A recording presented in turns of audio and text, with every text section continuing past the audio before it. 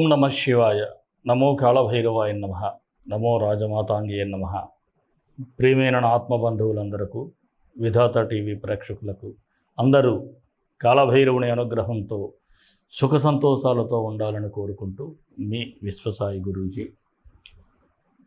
ముఖ్యంగా మన విధాత టీవీ ఛానల్కు 2,50,000 మందికి పైగా సబ్స్క్రైబర్స్ అయినారు.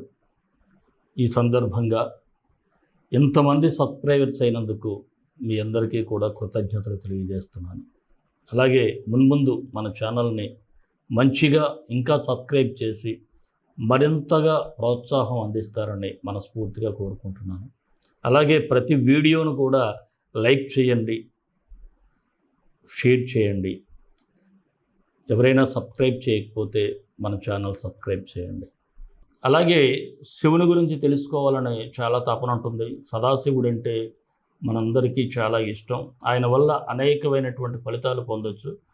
ఈ శివతత్వం గురించి నేను భైరవశక్తి ఛానల్లో చెప్తున్నాను. ఆ ఛానల్ను మీరు సబ్స్క్రైబ్ చేసుకొని చూడండి. శివతత్వం, భైరవతత్వం గురించి మీకు తెలుస్తుంది. ఆ శివతత్వంలోని భైరవాన్ని ఆరాధిస్తే ఎన్ని అద్భుత ఫలితాలు వస్తాయో దీన్ని సైంటిఫిక్గా కూడా చెప్తున్నాను. ప్రతి ఒక్కరూ కూడా భైరవశక్తి ఛానల్ లింక్ని ఇక్కడ డిస్క్రిప్షన్లో ఇవ్వటం జరుగుతుంది. అందరూ చూడండి. మరొక మాట, జ్యేష్ఠమాసం, జ్యేష్ఠ శుద్ధ పౌర్ణమి, ఏరువాక పౌర్ణమి అంటారు. ఈ పౌర్ణమిని అంటే రైతు దుక్కు దున్నడానికి ముహూర్తం నిర్ణయించేటువంటి వేళ. ఆ రోజే ఏరువాక అంటే రైతు దున్నటం ప్రారంభిస్తారు. ఇది రైతుల పండగ. అందుకే రైతన్నలందరికీ కూడా నా శుభాకాంక్షలు. మీ అందరికీ కూడా ఈ ఏడాది మంచి పంటలు పండాలని ఆ భైరవుని ప్రార్థిస్తూ ఉన్నాను. అలాగే అదే రోజు ప్రదోష వేళలో మన పీఠంలో ఎప్పటిలాగే రాజమాతాంగి సహిత కాళభైరవ హోమం జరుగుతుంది.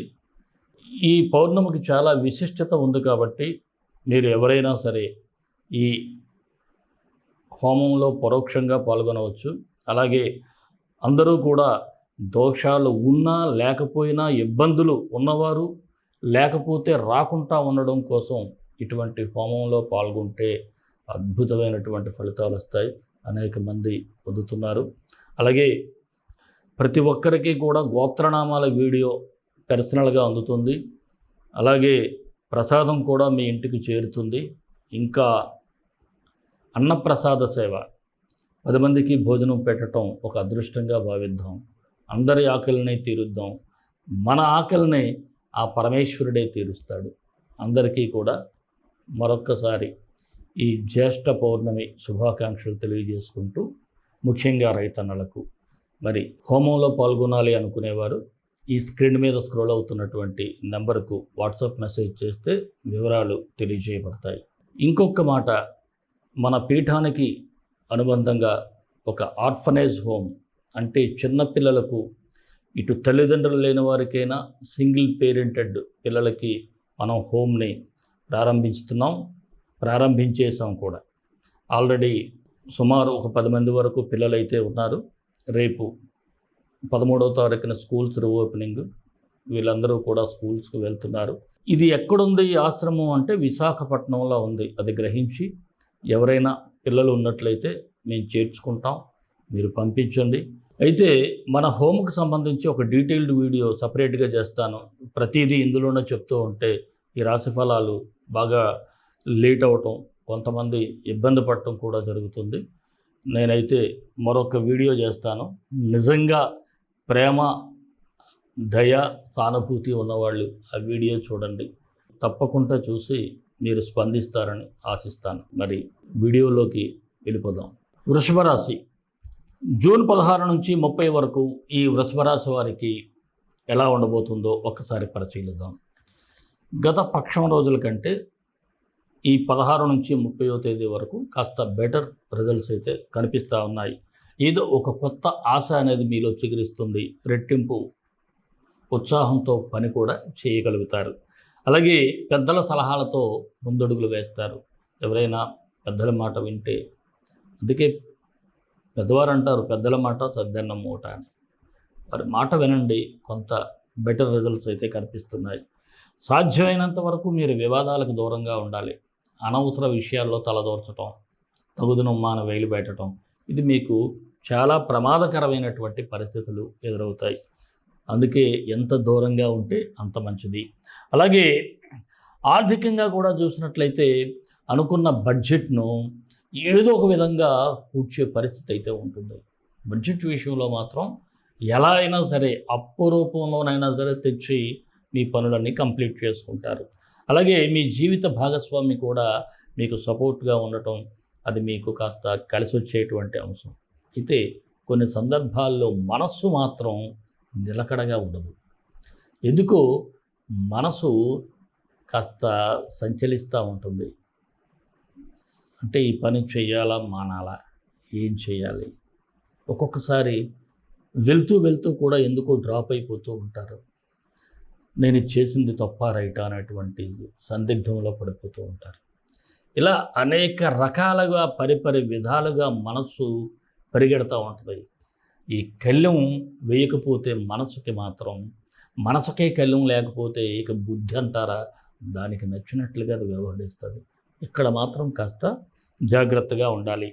ఇక మీకు రావలసిన బకాయిలు కూడా కాస్త అందే సూచనలు అయితే ఉన్నాయి. విదేశీ ప్రయత్నాలు చేసేవారికి అనుకూలంగా ఉంటుంది. వివాహం కానివారు ప్రయత్నాలు మొదలు పెట్టచ్చు. బంధువర్గంతో అనవసరమైనటువంటి ఆర్గ్యుమెంట్లు అయితే చేయకండి. ఇక ఇంటి దొంగని ఈశ్వరుడైనా పట్టలేడు అంటారు. అందువలన కాస్త మీకు ఎవరు వెనక నుంచి వెన్నుపోటు పడుతున్నారో కాస్త జాగ్రత్తగా గమనించాలి. అలాగే నిరుద్యోగులకు కూడా సానుకూల పరిస్థితులే ఉన్నాయి. రాజకీయ నాయకులకైతే కాస్త టెన్షన్ వాతావరణం అయితే కనిపిస్తూ ఉంటుంది. ఉద్యోగస్తులకైతే అధికారులతో సఖ్యత పెరుగుతూ ఉంది. ఇక వృత్తి వ్యాపారస్తులకు కొంతమేరకు అనుకూలంగా ఉంది. నూతన పెట్టుబడులకైతే ఇది మంచి సమయం కాదనే చెప్పాలి. భాగస్వామ్య వ్యాపారస్తులు అయితే ఒప్పందాల విషయంలో కాస్త ఆచితూచి అడుగులు వేయండి. షేర్ మార్కెట్టు కాస్త అనుకూలంగానే మీకు కనిపిస్తూ ఉంది. విద్యార్థులైతే ఏదైనా కాంపిటేటివ్ ఎగ్జామ్స్ ఉన్నా, లేకపోతే ఏదైనా సీట్ల కోసం ట్రై చేసినా అనుకూలంగానే ఉంది. ఇక ఆరోగ్యపరంగా ఈ రాశి వారికి చూసినట్లయితే హెడేక్ కానీ, ఐపరమైనటువంటి ఇన్ఫెక్షన్స్ కానీ కనిపిస్తూ ఉన్నాయి. పెద్దగా అయితే ఏమీ లేదు. అయితే ఎక్కువగా వాటర్ అనేది మీరు తీసుకోవటం చాలా అవసరం. ఇక ఈ రాశి వారికి గ్రహ సంచారం ఎలా ఉందో ఒకసారి చూద్దాం. బుధుడు, శుక్రుడు, రాహువు అయితే మంచిగానే ఉన్నారు, శుభ ఫలితాలు ఇస్తూ ఉన్నారు. రవి అంటే సూర్యగ్రహం ద్వితీయంలో సంచరించడం వలన స్నేహితుల విషయంలో కాస్త జాగ్రత్తగా ఉండాలి.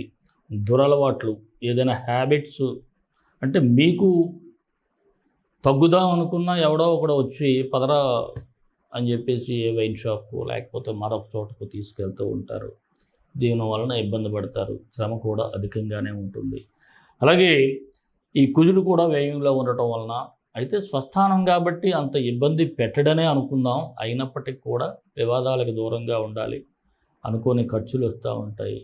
అనుకోని ఎనిమీస్ కూడా తయారవుతూ ఉంటారు. మీరు ఎదుగుతూ ఉంటే ఎవడో ఒకడు కిందకి లాగాలి, గుంజాలని చూస్తూ ఉంటాడు. ఇవన్నీ జాగ్రత్తగా చూసుకోవాలి. మరి ఈ వృషభ రాశి వారికి మరిన్ని మంచి ఫలితాల కోసం విశ్వగురు సక్సెస్ మంత్రాలు పఠించండి, విజయాలు సాధించండి.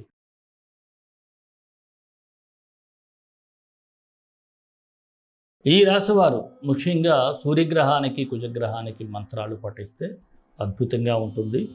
ఒక్కొక్క మంత్రాన్ని 18 సార్లు ఉదయం సాయంత్రం పఠించండి. ఓం నమో భాస్కరాయ మమ సూర్యగ్రహ పీడా నాశనం కురుకురు స్వాహ.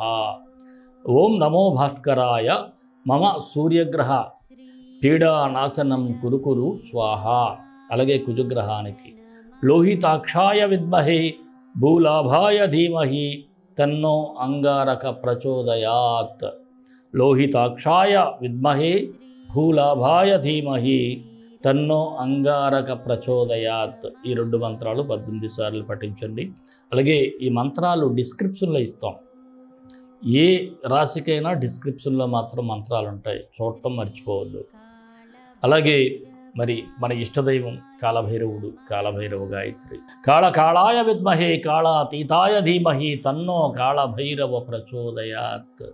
ఆ భైరవుని అనుగ్రహంతో అందరూ సుఖ సంతోషాలతో ఉండాలని మరొక్కసారి కోరుకుంటూ, సర్వే జనా సుఖినో భవంతు, లోక సమస్త సుఖినో భవంతు.